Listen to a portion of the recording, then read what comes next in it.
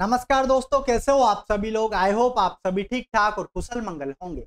आज के वीडियो में हम बात करने वाले हैं 11th क्लास का chapter number 8 classification of vegetable, सब्जियों का वर्गीकरण।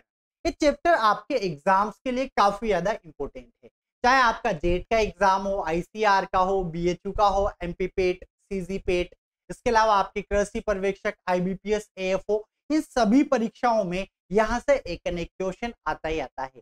तो आज के वीडियो में हम बात करने वाले हैं क्लासिफिकेशन ऑफ वेजिटेबल की। तो चलिए दोस्तों, आज का वीडियो स्टार्ट करते हैं। शुरू करने से पहले जो लोग चैनल पर नए हैं, चैनल को सब्सक्राइब जरूर कर ले, पास में जो बेल आइकन है उस पर क्लिक करें ताकि आने वाले सभी वीडियोस के नोटिफिकेशन आपको टाइम टू टाइम मिलते रहे। बात करेंगे क्लासिफिकेशन ऑफ वेजिटेबल, सब्जियों का वर्गीकरण। अब देखो, सब्जियां स्टार्ट करने से पहले थोड़ा सा हम हॉर्टिकल्चर के बारे में जानते हैं। हॉर्टिकल्चर क्या है या उद्यान विज्ञान क्या है? तो कृषि विज्ञान की वह शाखा जिसके अंतर्गत हम क्या करते हैं, फलों का, सब्जियों का, औषधीय पौधे हो गए, आपके सजावटी पादप हो गए, इन सब का अध्ययन जिस शाखा के अंतर्गत किया जाता है उसको आपके हॉर्टिकल्चर कहा जाता है। अब हॉर्टिकल्चर के ही अंदर और भी आपके शाखाएं आती है, जैसे आपने पढ़ा होगा फ्लोरिकल्चर, आपने पढ़ा होगा पोमोलॉजी, आपने पढ़ा होगा ऑलेरिकल्चर, आपने पढ़ा होगा। तो उसी ऑलेरिकल्चर की बात यहाँ पर हम करने वाले हैं। ऑलेरिकल्चर क्या होता है? तो कृषि विज्ञान की वह शाखा जिसके अंदर हम सब्जियों की खेती का अध्ययन करते हैं उसको आपके ऑलेरिकल्चर कहा गया है। अब यहाँ से कैसे क्वेश्चन आता है, जैसे एग्जामिनर ने क्वेश्चन दिया कि बताइए आपके ऑलेरिकल्चर वर्ड किस भाषा से लिया गया है। एक क्वेश्चन पहले भी एग्जाम में पूछा गया है, तो मैंने आपको एक ट्रिक बता रखी है कि जिस भी शब्द के पीछे क्या लगे, कल्चर लगे। क्या लगे? ट्रिक हमारे पास क्या है, जिस भी वर्ड के पीछे हमारे क्या लगे, कल्चर लगे।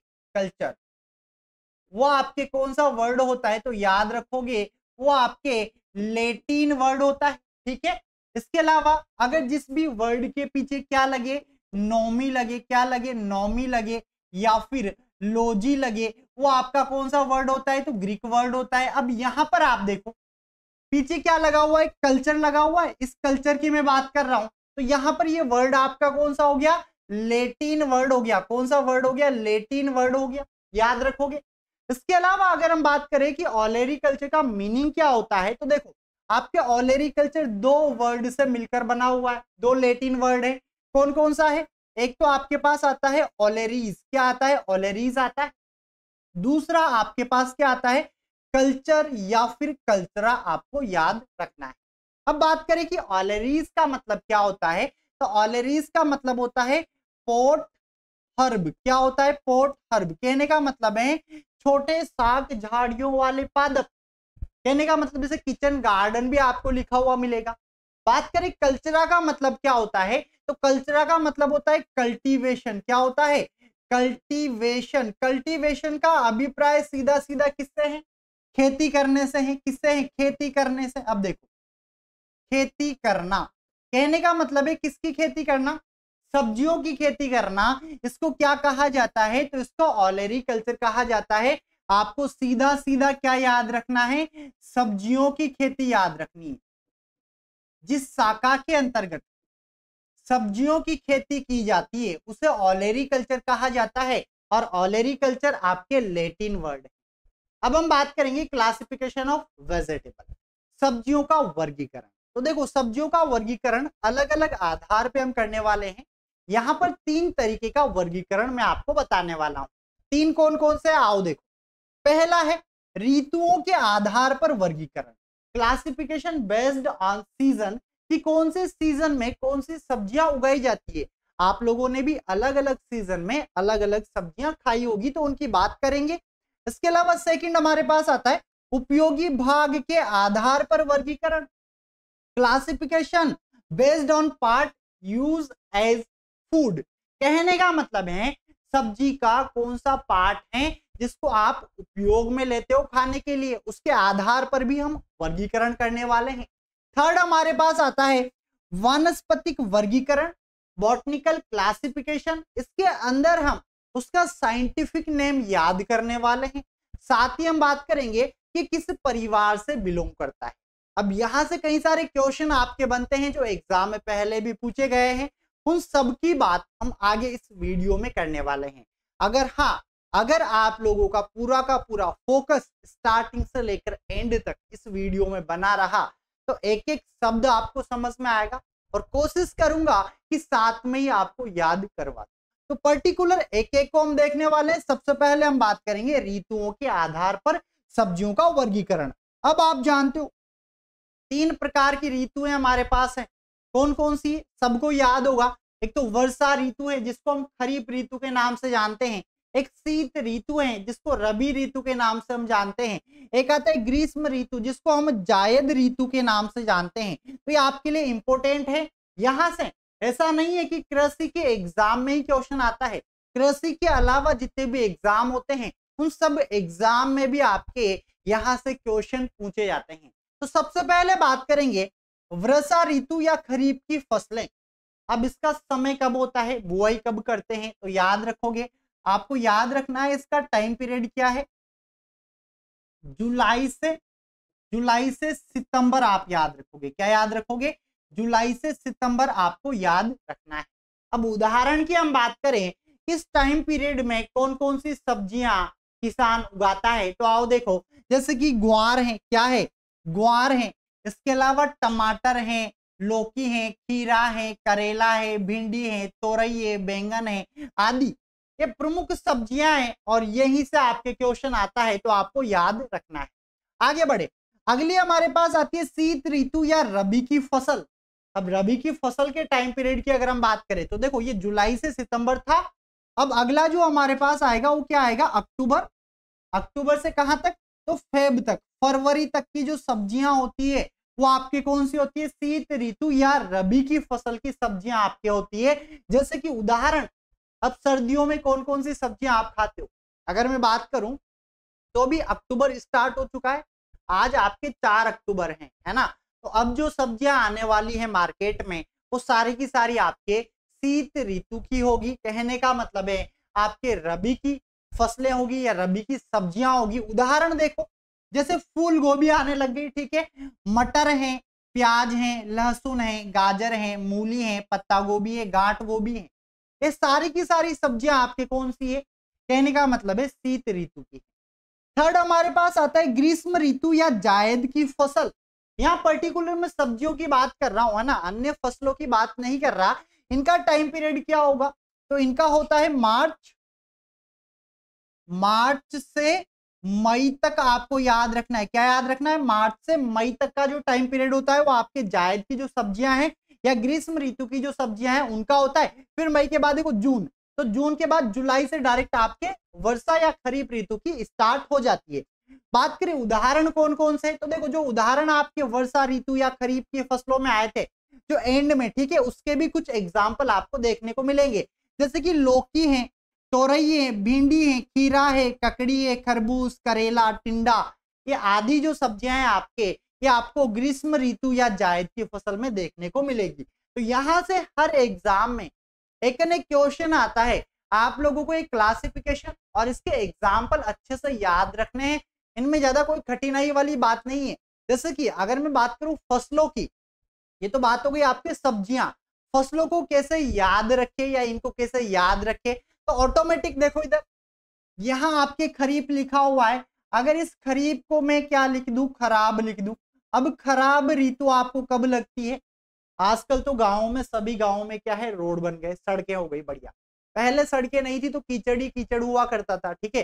वो मौसम सबसे ज्यादा खराब लगता था क्योंकि चारों तरफ कीचड़ ही कीचड़। तो उस कीचड़ से आपको याद रखना है कि उस कीचड़ में जो सब्जियां उगाई जाती हैं, मतलब उस बारिश के मौसम में या उस बारिश के सीजन में जितनी भी फसलें उगाई जाती है वो आपकी खरीफ की फसलें होती है। जैसे कि याद करो पानी में, जैसे चावल हो गया आपके, सोयाबीन हो गया, तिल हो गई आपके। कहने का मतलब है जिन फसलों की अभी कटाई चल रही है वो आपकी कौन सी थी? तो खरीफ की थी। इसके अलावा बात करें रबी, है ना, रबी को अगर मैं रबी ना बोल के रवि बोलूं, क्या बोलूं? रवि। अब रवि किसका पर्यायवाची है?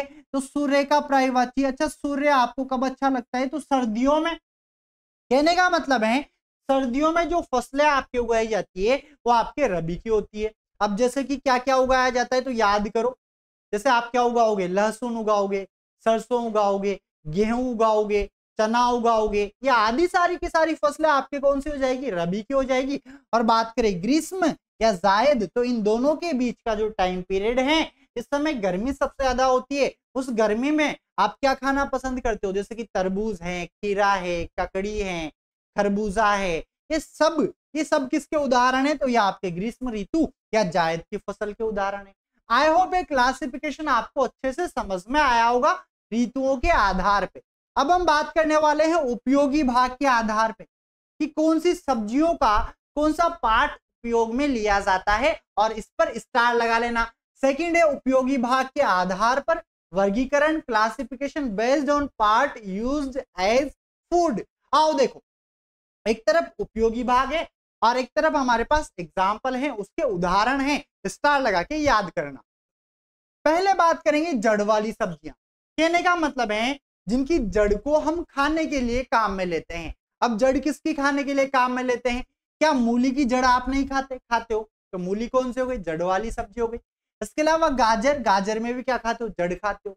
इसके अलावा सलजम है, चुकंदर है आदि, ये किसके उदाहरण है, तो ये जड़ वाली सब्जियों के उदाहरण है।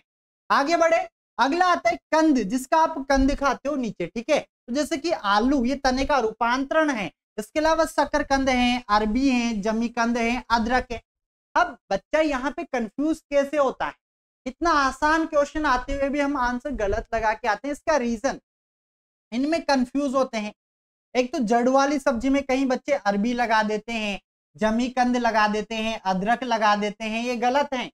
इसका राइट आंसर आपके कंद होगा, ठीक है।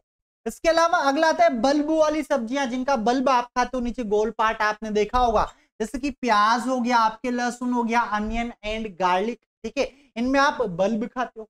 इसके अलावा अगला आता है तने एवं पत्तियां, ऐसी सब्जियां जिनका तना आप खाते हो या जिनकी पत्तियां आप खाते हो, जैसे कि एग्जाम्पल पालक। पालक में क्या खाते हैं, पालक मेथी के पराठे आपने खाए होंगे, सब्जी बनाई होगी तो पत्तियों से हम बनाते हैं। पालक है, मेथी है, चौलाई है, पत्ता गोभी है ना, पत्ता गोभी एक एग्जाम्पल है किसका, पत्ती वाली सब्जियों का। जो धनिया है, धनिया की पत्तियां भी हम डालते हैं, मसाले के रूप में भी डालते हैं, ठीक है। इसके अलावा बथुआ, बथुआ आपके क्या है, एक वीड है, चिनोपोडियम एल्बम खरपतवार है, इसकी भी सब्जी बनाई जाती है, इंपॉर्टेंट है, स्टार लगा लेना।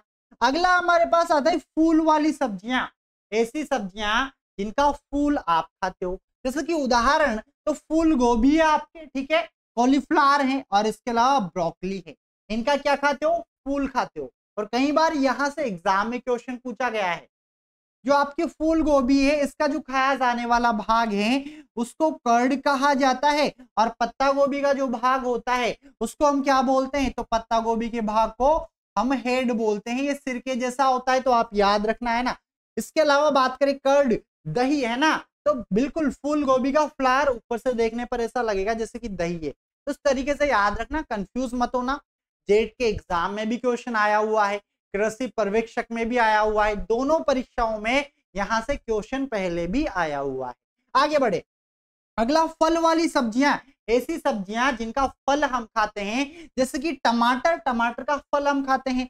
बैंगन है, मिर्च है, भिंडी है, लौकी है, तोरई है। इसके अलावा ककड़ी, सीताफल, ग्वार, सेम आदि, इनका क्या खाते हैं, फल खाते हैं। अगला आता है बीज वाली सब्जियां, जिनका बीज हम खाते हैं। अब वो कौन कौन सी है, तो याद करो, जैसे कि मटर, मटर में क्या खाते हो, उसका बीज ही तो आप खाते हो, पाइसम सेटाइवम। इसके अलावा साइसर एरेटिनम, चना, इसका भी हम क्या खाते हैं, बीज खाते हैं। तो ये आपके बीज वाली सब्जियां हो गई। तो अब तक मैंने आपको दो तरीके का क्लासिफिकेशन बताया। पहला हमने देखा ऋतुओं के आधार पर वर्गीकरण, सेकंड हमने देखा है उपयोगी भाग के आधार पर वर्गीकरण, और आओ थर्ड हम देखने वाले हैं बॉटनिकल क्लासिफिकेशन। कहने का मतलब है वानस्पतिक वर्गीकरण, और उसके अंदर आपका पूरा फोकस बोर्ड पर होना चाहिए, तब जाके आपको वानस्पतिक नाम याद होंगे। क्योंकि एग्जाम में एक से दो क्वेश्चन आते ही आते हैं। कोई सब्जी दे देगा, उसका वानस्पतिक नाम आपसे पूछेगा, या कोई वानस्पतिक नाम आपको दे देगा और सब्जी का नाम आपसे पूछेगा। कई बार क्वेश्चन को टफ अगर बनाना है तो क्या करेगा, इस तरीके से कि बताइए, एक तरीके से लाइनें खींचिए, बताइए कौन सा करेक्ट है, उसमें आपको पूरा याद होना चाहिए, तब जाके आप सही आंसर दे पाते हो, ठीक है। तो आओ आगे बढ़े। अगला आता है वानस्पतिक वर्गीकरण, बॉटनिकल क्लासिफिकेशन।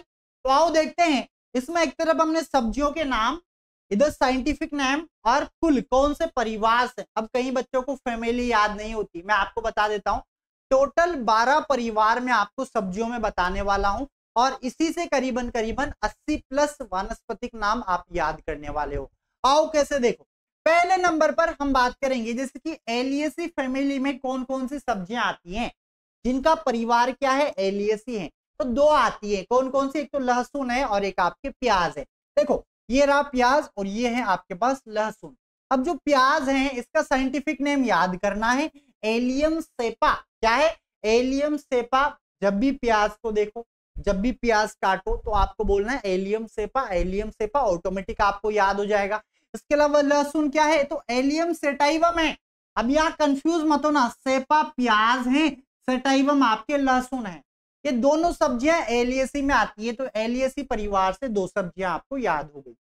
सेकंड आता है एरेकेसी। कौन सा आता है, एरेकेसी, और इसमें भी दो सब्जियां आपको याद करनी है। कौन कौन सी, आओ देखो, एक तो अरबी है और एक आपकी जमीकंद है। अरबी की बात करें तो कोलोकेसिया एस्कुलेंटा। क्या है, कोलोकेसिया एस्कुलेंटा इसका साइंटिफिक नेम है। इसके अलावा बात करें जमीकंद, जमीकंद का क्या है, तो एमोरोफोलस कंपोनुलेटस। ठीक है, याद रखोगे, एमोरोफेलस कंपेनुलेटस आपको याद रखना है, एक इसका साइंटिफिक नेम है, तो जमीकंद का साइंटिफिक नेम है। इसके अलावा अगला आता है सतावर। अगर सतावर की बात करें तो क्या है, याद रखना है, एस्परजस ऑफिसिनलिस आपको याद रखना है, किसका है, सतावर का। और ये लीलियेसी फैमिली, स्टार लगा लेना, सतावर का परिवार लीलियेसी है। तो अब तक 3 परिवार आपने याद किए हैं। इसके अलावा फोर्थ आता है डायोस्कोरियेसी। क्या नाम है, डायोस्कोरियेसी। ठीक है, इसमें क्या क्या आता है, तो इसमें दो सब्जियां हैं, एक रतालू है और एक चाइनीज रतालू है। अगर बात करें रतालू की तो डायोस्कोरिया एलाटा, क्या याद रखना है, डायोस्कोरिया एलाटा आपको याद रखना है। चाइनीज रतालू की अगर हम बात करें तो डायोस्कोरा बटाटस आपको याद रखना है। क्या याद रखना है, डायोस्कोरा बटाटस। ये नाम पहली बार में कठिन जरूर लगेंगे, लेकिन अगर बार बार आप इनको बोलोगे, बार बार पढ़ोगे तो आपको ऑटोमेटिक याद हो जाएंगे, क्योंकि अगर एग्जाम पास करना है तो नाम तो याद करने ही पड़ेंगे। और क्वेश्चन आते ही आते हैं, 2 क्वेश्चन कंफर्म है जो आपके वानस्पतिक नाम से आते ही आते हैं। ठीक है, आगे बढ़े।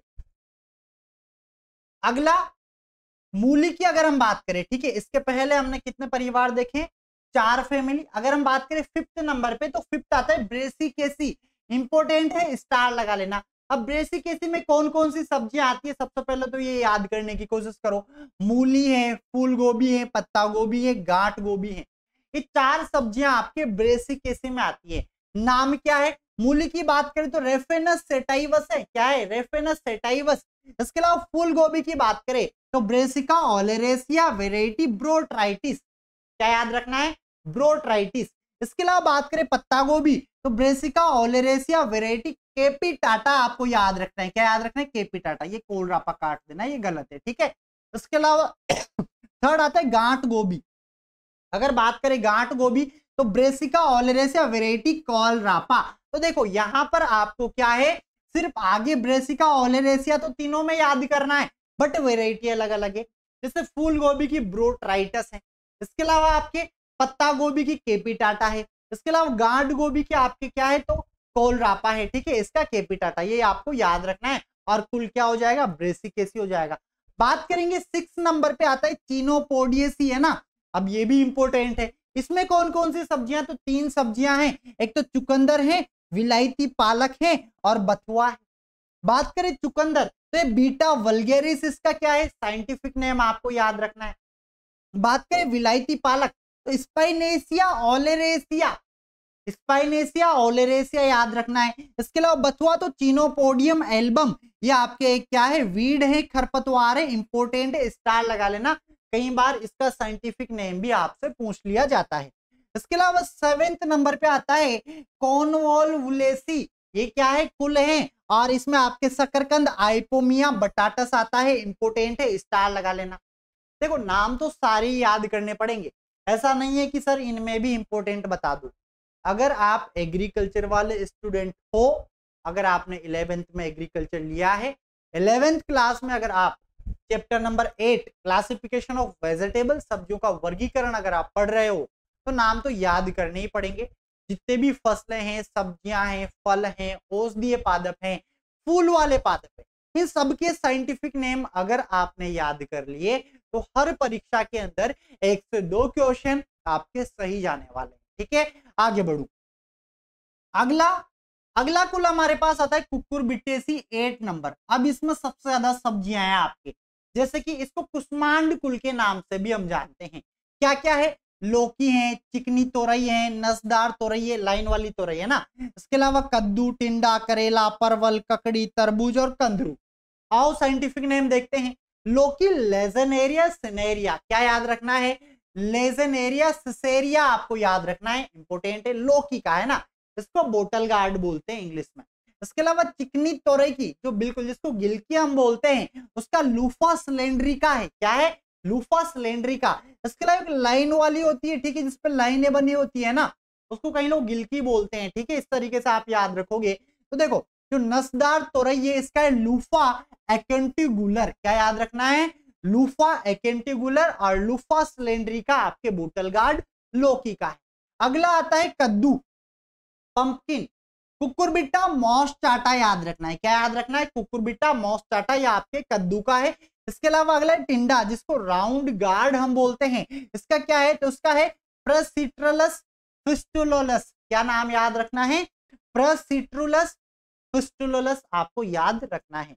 इसके अलावा अगला है करेला, बीटर गार्ड, कड़वा लगता है, मोमोर्डिका चेरेंटिया याद रखना है। क्या याद रखना है? मोमोर्डिका चेरेंटिया। ठीक है, इसके अलावा अगला है परवल। अगर बात करें परवल की, तो परवल का क्या है? ट्राइकोसेंथस डायोसिका। क्या है? ट्राइकोसेंथस डायोसिका आपको याद रखना है। ठीक है, ये किसका हो गया? परवल का हो गया। इसके अलावा ककड़ी की बात करें तो कुकुमिस मेलो यूटिलिसिमम। क्या याद रखना है? जो ककड़ी है इसका क्या नाम है? कुकुमिस मेलो यूटिलिसिमम साइंटिफिक नेम आपको याद रखना है। साइंटिफिक नेम थोड़े कठिन होते हैं, लेकिन जब बार बार पढ़ोगे, बार बार सुनोगे, बार बार लिखोगे तो ऑटोमेटिक याद हो जाएंगे।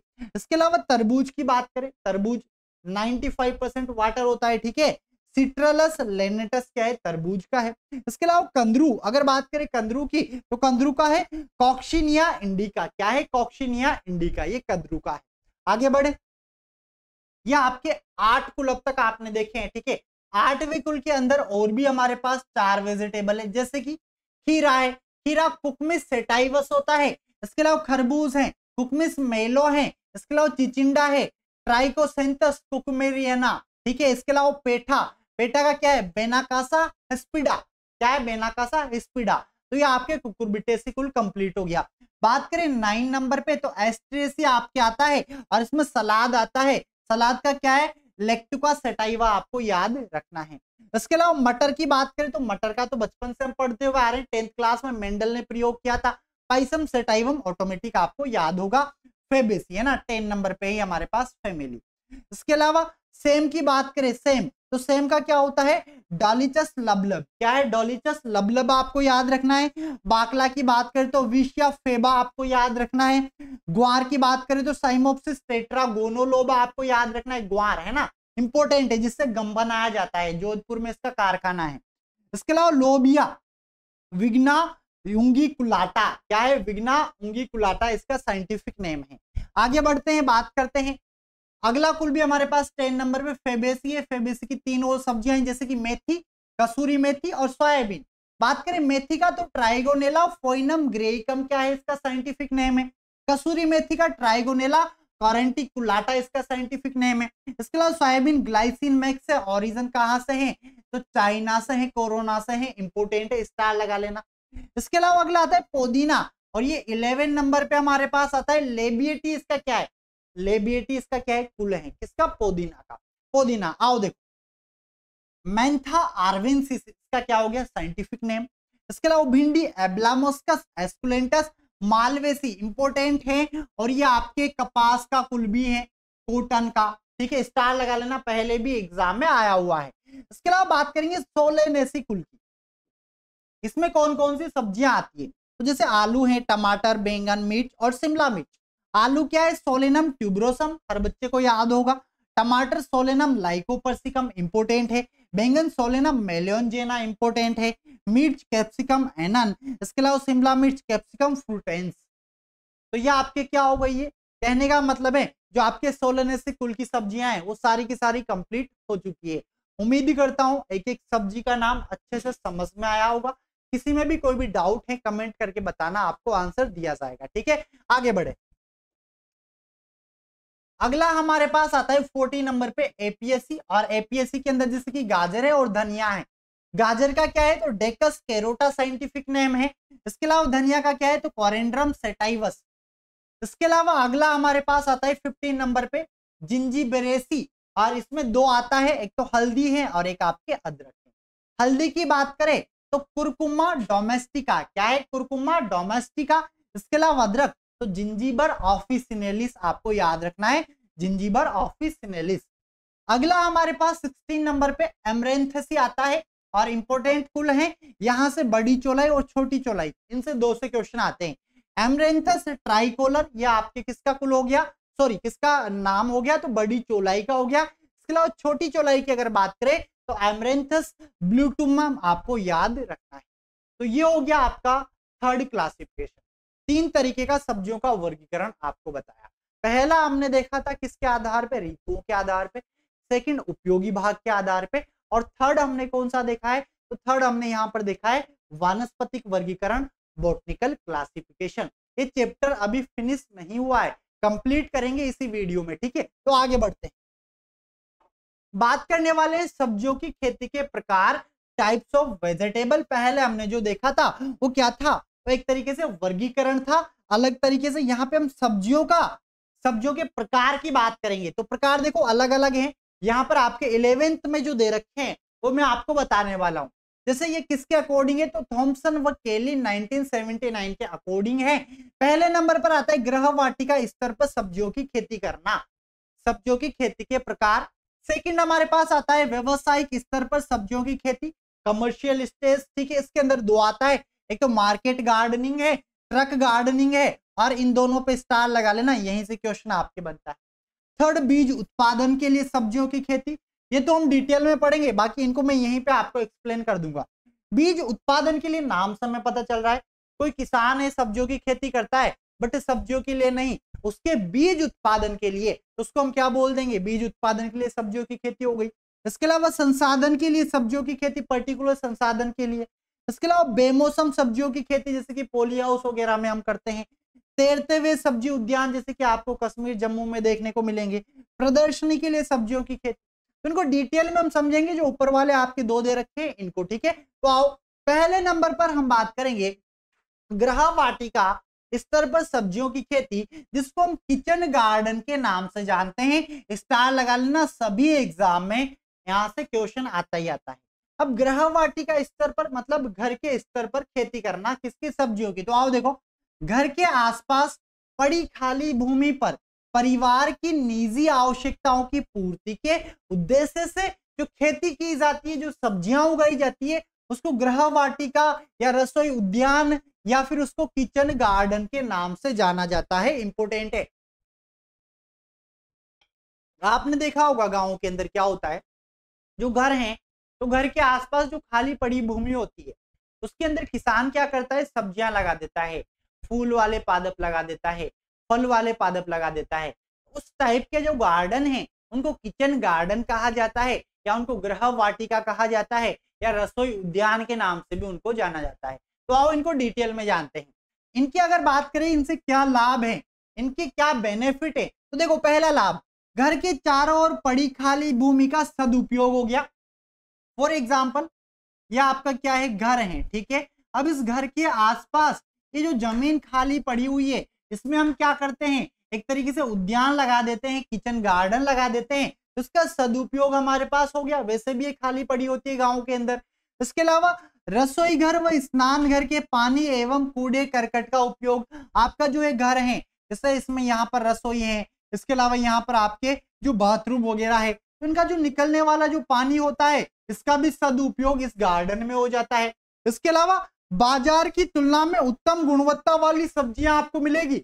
बाजार से सब्जी लाओगे पैसा लगेगा, पता नहीं कितनी पुरानी मिलेगी, 2 दिन पुरानी, 3 दिन पुरानी, ताजा नहीं मिलेगी।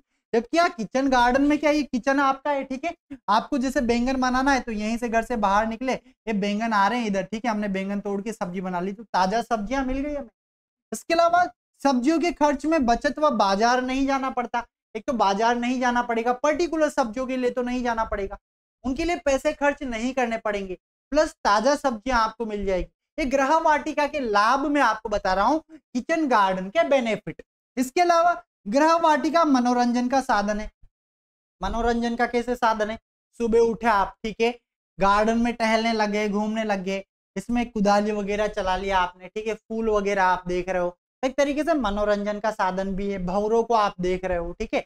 आगे बढ़े, अगला, परिवार के सदस्यों की आवश्यकता के अनुसार ताजा व स्वादिष्ट सब्जियां वर्ष भर उपलब्ध हमें हो सकती है। तो इसके क्या हो गए, बेनिफिट हो गए, किसके, किचन गार्डन के।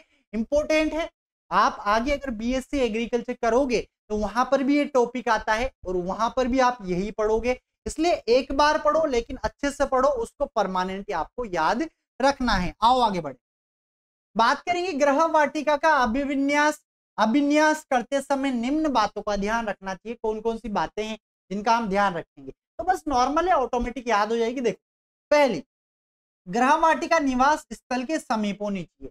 जैसे फॉर एग्जाम्पल ये आपका घर है, ठीक है, तो ऐसा नहीं है कि आप ये घर तो यहाँ पर है और इधर आप गृह वाटिका लगा रहे हो, फिर ये गृह वाटिका नहीं रहेगी। आपको इसके पास में जो खाली पड़ी हुई जो जमीन है, ठीक है, इस पर ही आपको क्या करना है, यहीं पे आपको गार्डन लगाना है। तो एक तरीके से ये आपको ध्यान रखना है, इंपॉर्टेंट है। रसोई घर व स्नान घर से निकलने वाले पानी का सदुपयोग इस तरीके से बनाना है कि अगर आपका रसोई घर या लेट बाथ इधर है तो पानी डायरेक्ट इधर यहाँ पर सीधा पहुंच जाए, ठीक है, तो उसका भी सदुपयोग हमारे पास हो गया।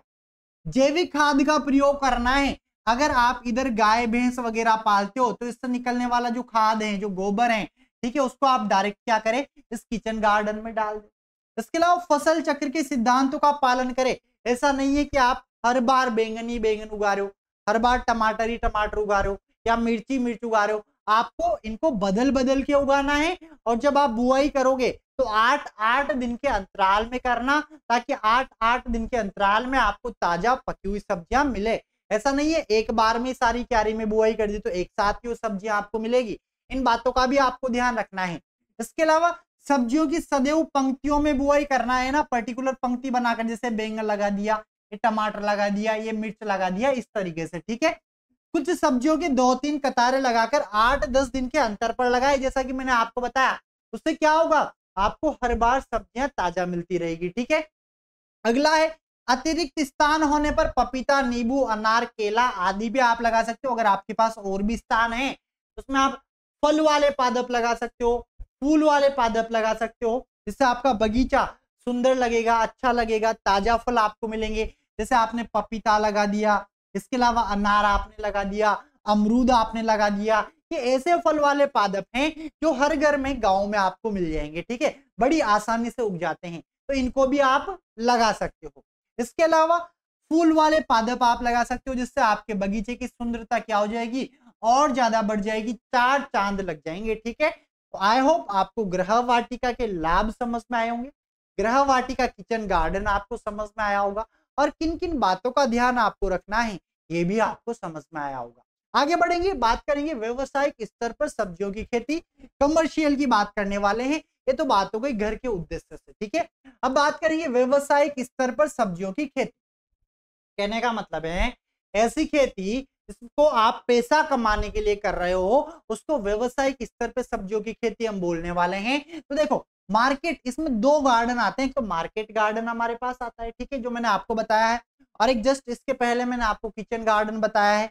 इसके अलावा एक आता है ट्रक गार्डन, है ना, इनको आप एक साथ भी पढ़ सकते हो किसके अंदर, जब आप बीएससी वगैरह करोगे। बट यहाँ पर व्यवसायिक स्तर पे आपके 11th के अकॉर्डिंग 2 प्रकार बताने वाला हूँ।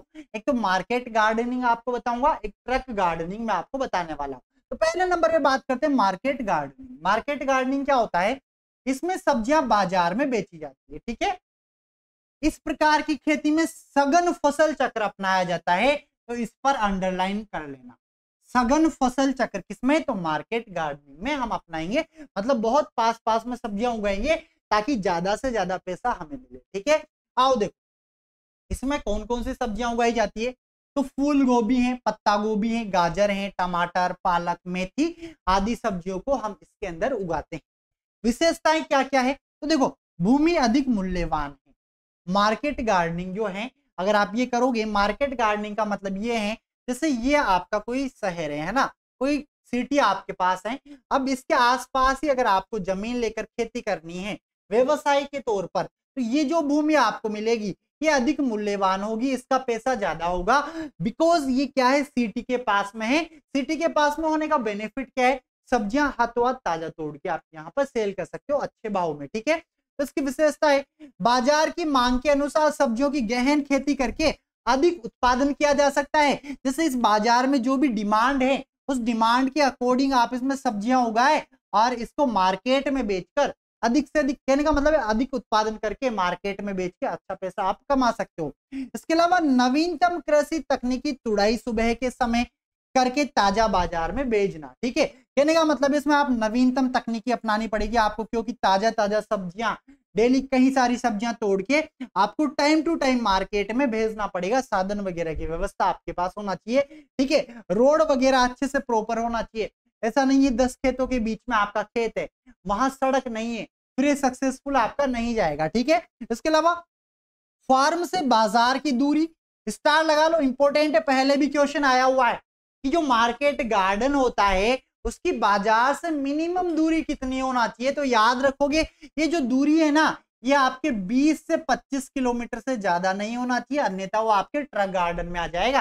ये मार्केट गार्डनिंग का डिस्टेंस है, ताकि सुबह जल्दी सब्जियां तोड़ो ताजा और मार्केट में, मंडी में पहुंचा दो, ठीक है, ताजा सब्जियां यहाँ मिल सके।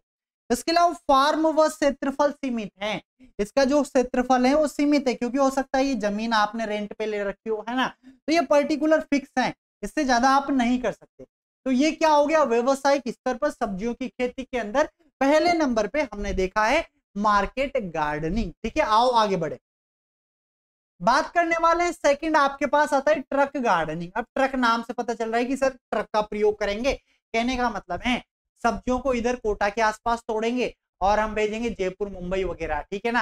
ये आपके ट्रक गार्डनिंग होता है। जैसे झालावाड़ में संतरा जो टूटता है, ठीक है, उसको तोड़ाई करते हैं। जैसे महाराष्ट्र वगैरह, महाराष्ट्र में भी है, ठीक है। तो जैसे झालावाड़ में संतरा को हमने तोड़ा, जयपुर हम भेज रहे हैं, तो आपके ट्रक गार्डनिंग का प्रकार आपके हो जाता है। कहने का मतलब है दूरी 50-60 किलोमीटर से ज्यादा उसके अंदर हो जाती है। तो आओ देखो इसमें क्या ध्यान रखना है। ट्रक गार्डनिंग, जो ट्रक गार्डन है या आपके फ्रेंच वर्ड ट्रोकेयर से लिया गया है, जिसका मतलब होता है टू बार्टर। कहने का मतलब है बांटना, अदला बदली करना। तो अदला बदली तो कर रहे हैं, जैसे सब्जियां यहाँ तोड़ी, ठीक है, और बाहर बहुत दूर सिटी में हम इसको सेल कर रहे हैं, बेच रहे हैं, ठीक है, वहां से पैसा हम ला रहे हैं। तो ये होता है आपके ट्रक गार्डनिंग। जैसे कि सब्जी उत्पादन की इस प्रणाली में कौन कौन सी सब्जियां हम उगा सकते हैं। अब इसमें ऐसी सब्जियां हमें उगानी है जो खराब नहीं हो, है ना, वहां तक पहुंच जाए सही सलामत। जैसे कि आलू है, प्याज है, लहसुन है, मटर है, अरबी है, ये आदि सब्जियां जो है ये आपके ट्रक गार्डनिंग वाली है। ऐसा नहीं है ट्रक गार्डन में आप फूल गोभी, पत्ता गोभी लगा दो, ऐसा नहीं करना है।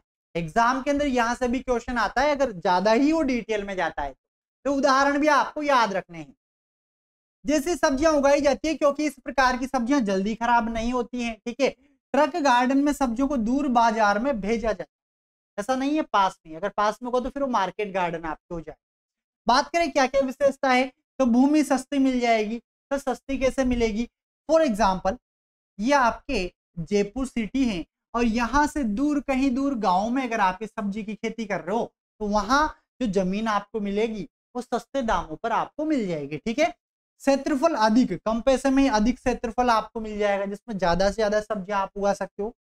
परिवहन में अधिक खर्च आता है, क्योंकि यार यहाँ से यहाँ तक अगर आप साधन लेकर आओगे तो उसमें खर्च आपके क्या आएगा, ज्यादा आएगा, ठीक है। तो ये भी आपको ध्यान रखना है।